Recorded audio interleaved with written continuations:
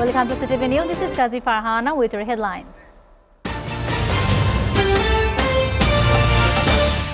Tariq Rahman pays tribute to Zia Rahman's grave. Tariq on his way to National Martyrs Memorial in Shabhar.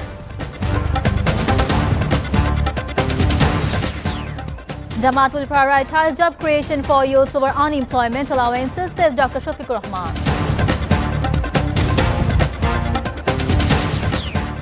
Four killed as two launches collide on Meghna River amid dense fog. One vessel says 4 crew members detained.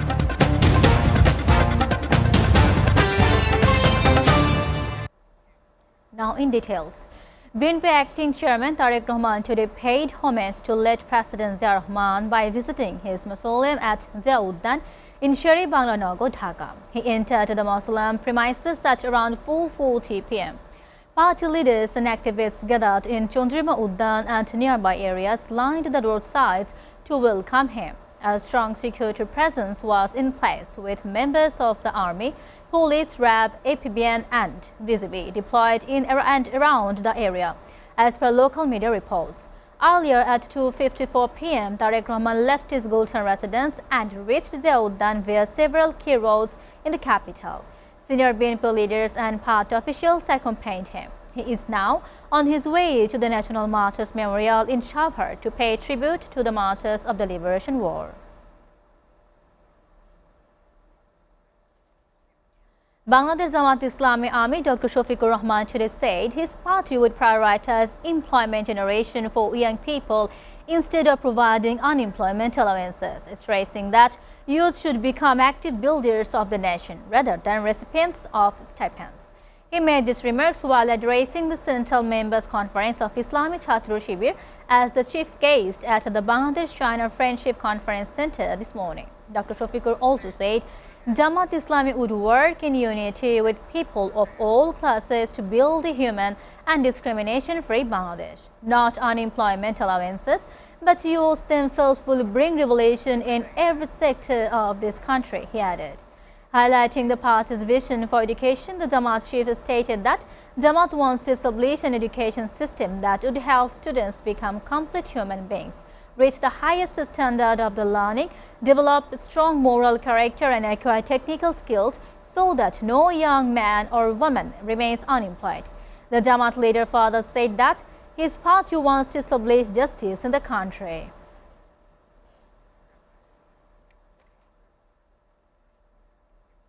Four people were killed after 2 passenger launches collided the Meghna River in Chatpur amid dense fog. The incident occurred around 2 a.m. on Thursday night between the Hamsharupu Zilla and the Harina area, when the Dhaka-bound launch MV Zaki Shamrat 3 collided with MV Adventure 9. Officer in charge of Shodorghat River Police Station confirmed the incident, saying that 4 bodies had been recovered and several others were injured. Earlier, River Police SP Saad Mushfiqur Rahman informed Bonik Batra that a total of 8 people were killed in the incident. Chatpur River Port Traffic Inspector Abdul Manan said the collision took place late at night due to dense fog on the Meghna. According to sources, 1 passenger died on board the launch, while another succumbed to injuries later at Mohanpur while being taken to Dhaka. However, it has not yet been confirmed which launch the deceased passengers were traveling on. The River Police have seized the launch Adventure 9 in connection with the collision on the Meghna River in Chatpur that left 4 people dead. Viewers, we're taking a short break. Stay with us.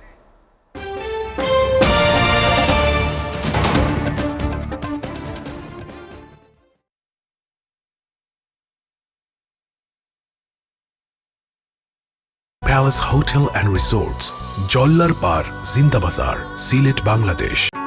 বাংলাদেশে দীর্ঘ ৩৭ বছরের সাফল্যের অগ্রযাত্রায় SA পরিবহন parcel and courier service এখন আধুনিক ও শৈল্পিক স্থাপত্য শিল্পের দেশ মালয়েশিয়ার কুয়ালালামপুরে।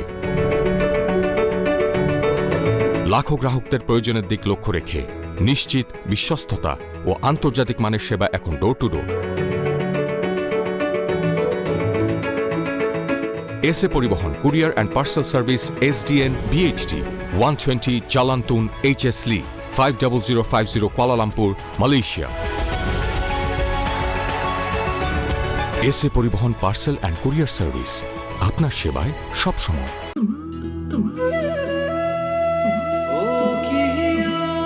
Explore the magnificent view of Rangpur. 5-star facilities, rich chain hotel, Grand Palace. Relax in spacious rooms and suites. Enjoy local and international cuisines.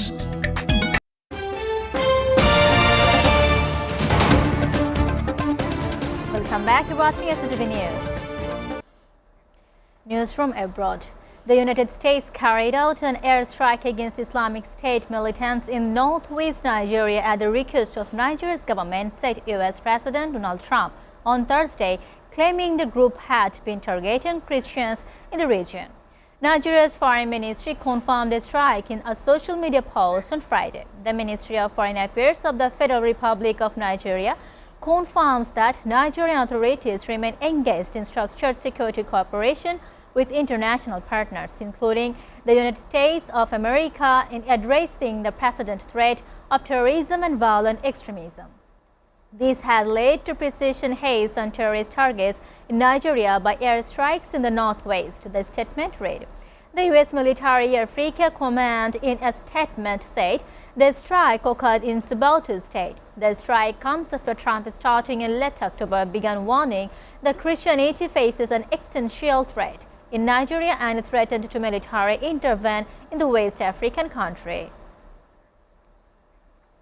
Turkish authorities have detained 115 suspected Islamic State members they said were planning to carry out attacks on Christmas and New Year celebrations in the country.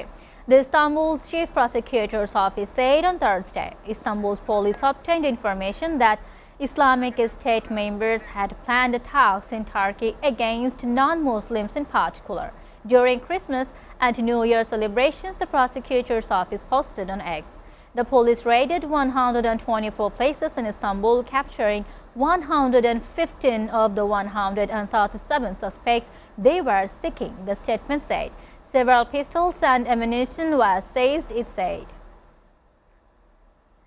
Russia's foreign ministry said that the United States was reviving piracy and banditry in the Caribbean Sea by blockading Venezuela, adding that it hoped that U.S. President Donald Trump's pragmatism would help avoid a disaster. Russian Foreign Ministry spokeswoman Maria Zakharova made this remark as the United States has tightened its oil blockade against Venezuela and intercepted 3 more oil tankers in international waters near the country in less than 2 weeks.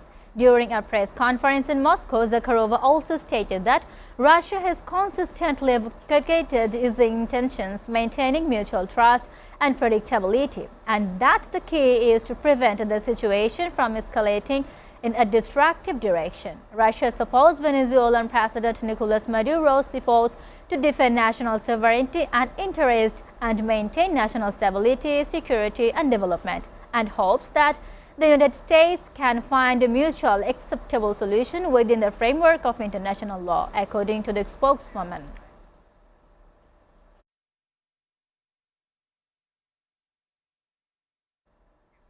Myanmar will hold the first phase of a general election on Sunday, its first vote in 5 years, and an exercise that critics say will neither restore the country's fragile democracy undone by a 2021 army takeover nor end a devastating civil war triggered by the nation's harsh military rule. The military has framed the polls as a return to multi-party democracy, which began after the army 4 years ago ousted the elected government of Aung San Suu Kyi. The takeover triggered widespread popular opposition that has grown into a civil war. The fighting has complicated holding the polls in many contested areas. Voting will be held in different parts of the country in 3 phases, with the second on January 11 and the third on January 25. However, human rights and opposition groups say the vote will be neither free nor fair and that power is likely to remain in the hands of military leader Senior General Min Aung Hlaing.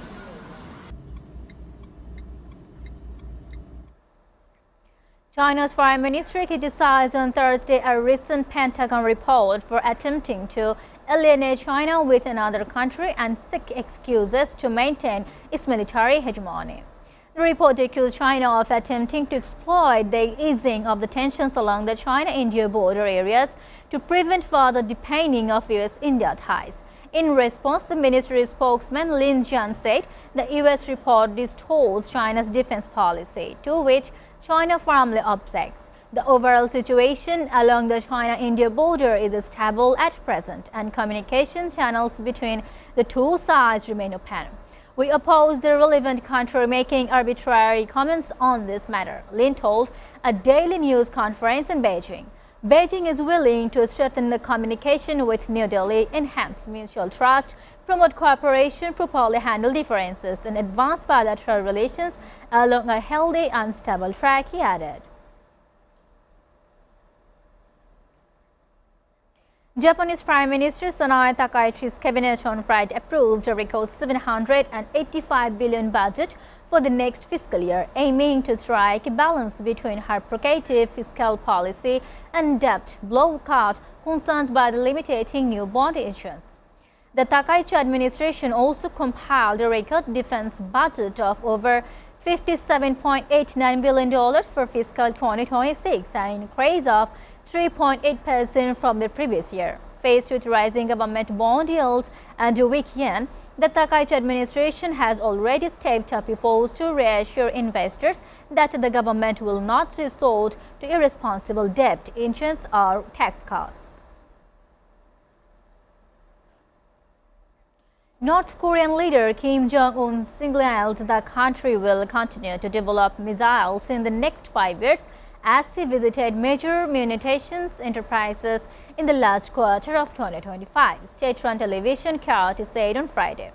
Kim said the country's missile and shell production sector is of paramount importance in bolstering war deterrent. According to Kim, Kim certified draft documents for the participation on the major munitions enterprises to be submitted to a key party Congress expected to be held in early 2026, KRT said, which will set a development plan for North Korea for the next 5 years. Vote counting got underway after residents of Somalia's capital cast ballots in the local council elections that officials said were held peacefully with a strong turnout. Abdikarim Ahmed Hassan, chairman of the National Independent Electoral and Boundaries Commissions, announced that voting for the Banadi Regional Local Council elections opened at 6 a.m. and closed at 6 p.m. Without major incidents, voting concluded peacefully and the counting of ballots began, he said. Observers and international representatives will be present throughout the process, which is expected to take a short period of time, he added. The Commission plans to provide regular updates as results are told. Somalia had not held direct elections since 1969. This marks the East African nation's first direct national polls in more than half a century.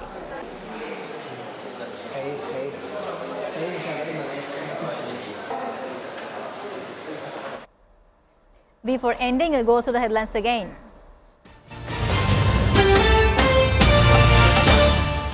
Tariq Rahman pays tribute at Zia Rahman's grave. Tariq on his way to National Masters Memorial in Shabhar. Jamaat will prioritize job creation for youth over unemployment allowances, says Dr. Shafiqur.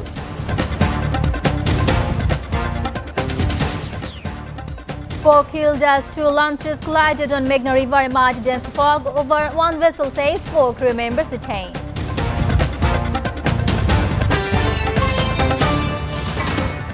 You're updated with the top stories so far here on SATV, and to know the latest news, visit www.satv.tv. Stay with SATV.